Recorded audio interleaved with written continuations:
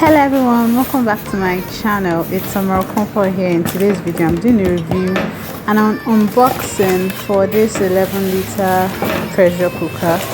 So I'm just going to show you how it looks on the inside and outside, and then towards the end I'm going to show you the two particular foods I used it for actually. So let's head right into the video. Make sure you hit the like button and watch to the very end. Subscribe to this channel if you are new on this channel, and to my returning subscribers, thank you so much.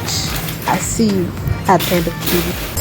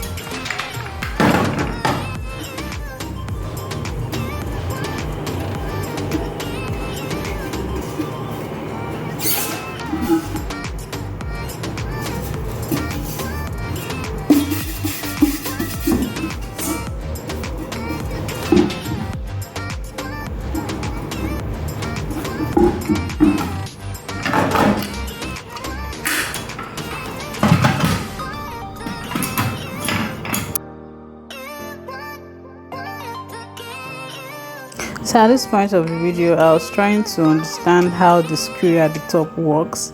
So I unscrewed it the way that loosens it up, and I was just trying out to figure out how to screw it back, and that was what I was doing.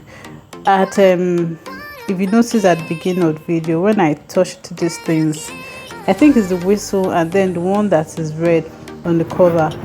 If you know the names of these two particular things on the cover, you can write them in the comment section. This black one, is it the whistle? Then one that is red, what is it? I don't know what they are. Now this is the first food that I cooked with it. This is the red kidney beans. This was the second type of food I had in mind when we got this pressure cooker. So I tried cooking it, but the truth is that I got tired. I cooked these beans for over 1 hour and it was still hard. So I just figured out that I should have soaked it over the night before cooking it actually. So I didn't film the result of the food. So the fact that it's a pressure cooker does not mean that it can cook stones. Yes, that's what I refer to these red kidney beans as, stones. So I just figured out, yeah, there are some things that you still need to pre-soak before you use the pressure cooker for.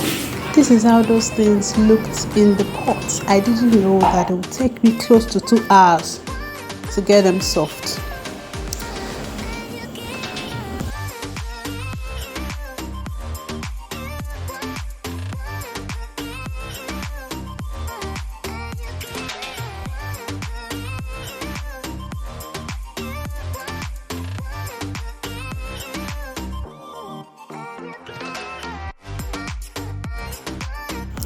The next item I cooked was the real brown rice, which is something I have to pre-soak if I cook, but I cooked it directly on the pressure pot without soaking, and it turned out nice. Within 30 minutes it was ready. So I ate it with some stew and vegetable.